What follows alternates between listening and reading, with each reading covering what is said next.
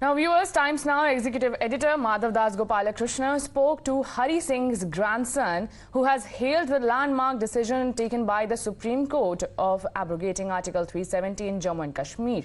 Listen in. As the historic verdict of the Supreme Court on Article 370 has come to the fore, joining us at the moment is Mr. Vikramaditya Singh, grandson of the last Maharaja of Jammu and Kashmir, Hari Singh. Thank you so much, Mr. Singh, for speaking to us. We are speaking at a historic time after the Supreme Court has upheld the decision to abrogate Article 370. You have said that it reflects the culmination of the ongoing process of integration, something that the court has also observed. Do you think that the accession has finally come full circle now?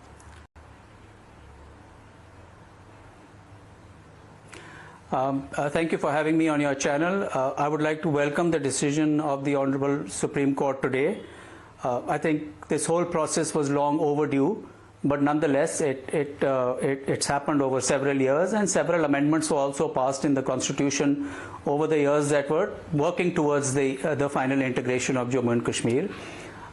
This has also ended speculation about what next. A lot of people in my state were wondering, okay, after 2019, what are the various steps, what do they have look forward to?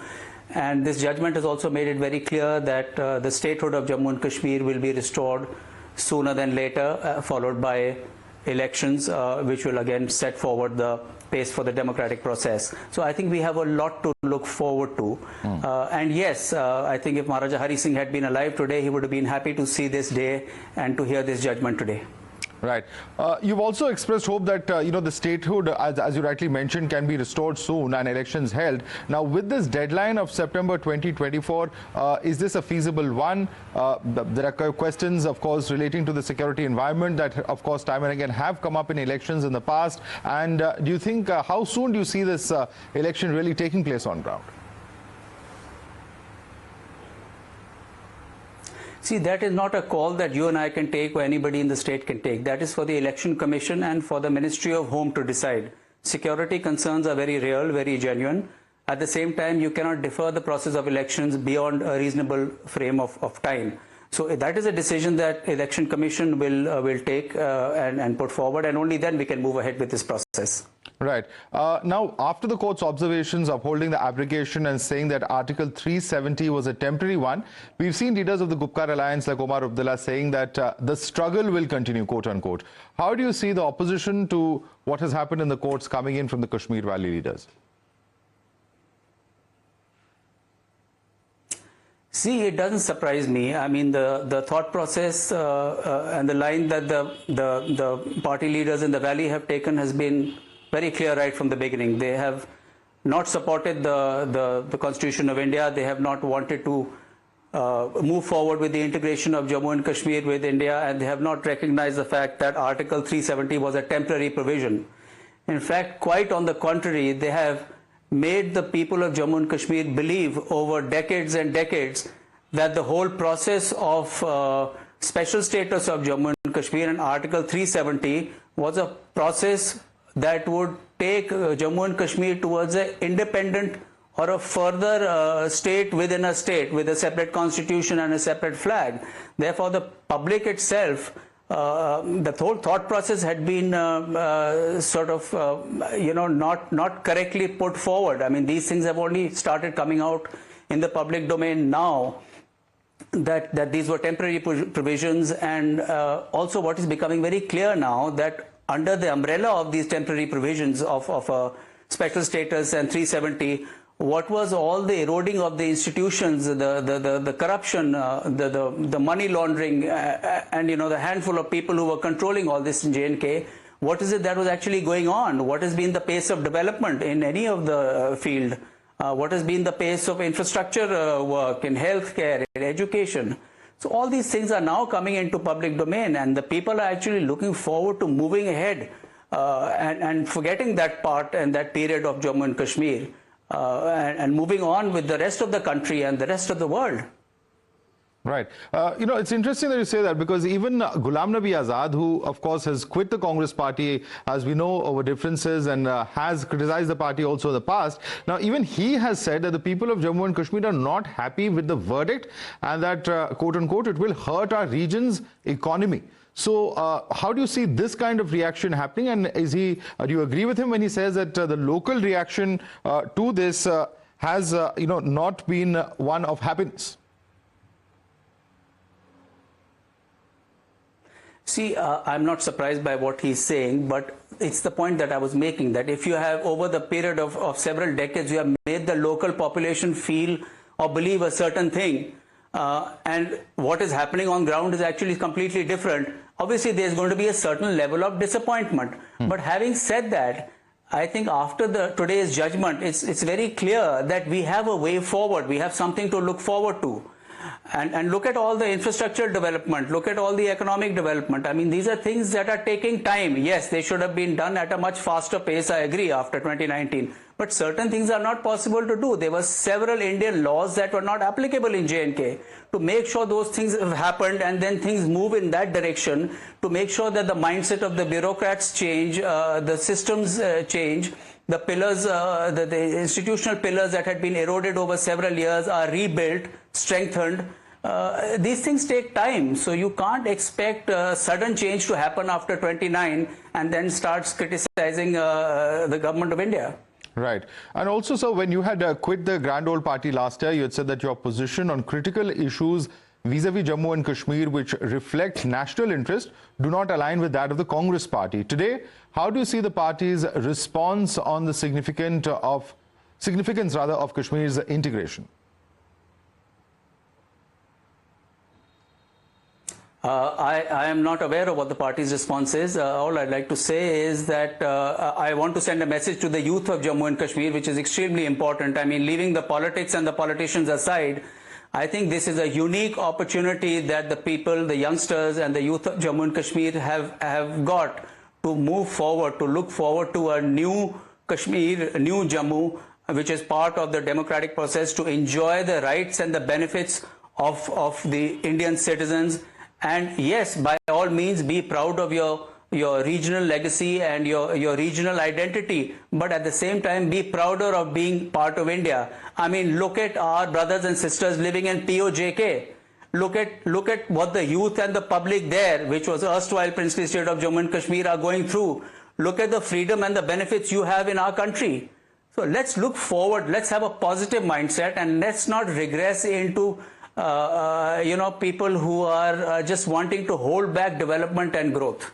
Right. It's interesting you mentioned the freedoms and the opportunities that there are for youth. What, in your view, is the biggest change that you've seen on ground? A lot has been spoken about central government schemes being implemented, about reservations now coming in. And in fact, even as we speak, there's been a discussion in the parliament as well, amendments as far as reservations that are being provided. The security situation, many say, has changed with the kind of numbers and violence coming down drastically. What's the one big thing, in your view, post 370 that has changed in Jammu and Kashmir? I think there are several things. I think there is a recognition of the clarity of the situation now. So those handful of people who used to keep talking about Azadi or keep talking about the special status have now realized that no, we are part and parcel of the Indian Constitution and the Indian state. And if we have to move forward, we have to move forward together. B, all the educational institutions that have come in, with be it IIM, be it IITs, be it AIMS, these are very hopeful and positive development for the youngsters over there. They have proper educational facilities, medical facilities. There is also talk about investment flowing into the tourism sector. The government is taking very active measures in the field of horticulture in terms of setting up, cold storages and other facilities. We are also looking forward to finally the railways reaching Kashmir Valley, which is going to be another historic step, which was something that was envisioned during Maharaja Pratap Singh's time, and it has taken, all this time to happen. So there are several things. The highway from Jammu to Kashmir is coming up. If you see the number of flights coming into Kashmir Valley, into Jammu, you see the airport development works that are happening. So there is a lot going on. It is just that we cannot stick to this old political regressive steps of saying that our freedom is taken away and this is just a temporary measure, and I don't agree with that. I think this is all happening for the positive, but yes, the change will come, the change will take some time. It is not going to happen overnight. Right. Also, do you feel that this government is now in a position to successfully address the question of the rehabilitation of Kashmiri Pandits post the court's observations?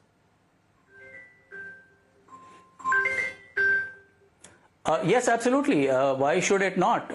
It's also a lot for the Kashmiri Pandit community to see how they want to go forward to it. Please don't forget that the migration of the Kashmiri Pandits and the genocide that happened almost 30 years ago. There is a whole new generation of youngsters who have moved on. So when you talk about rehabilitation, rehabilitation in terms of representation, absolutely, in terms of rights, in terms of votes, yes, but if you expect a lot of them to move their lives back to Kashmir Valley, I don't see that happening very actively. So we have to define what you mean by rehabilitation. People have moved on, their lives have moved on. But yes, absolutely, we need to actively see what else can we do to secure their position in today's new rising Jammu and Kashmir. And also you talked about what are the visible changes, the rights to women. Which were not equal to other rights in J&K until before 2019. The Pahadi reservations, the tribal reservations, these are all things that have come into effect now. So that is going to be another huge vote bank and another lot of people who's getting representation.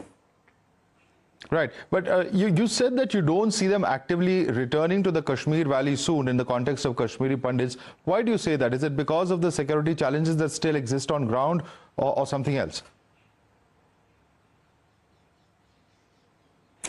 There is a combination of security challenge and also the fact that their lives have moved on. What do they have?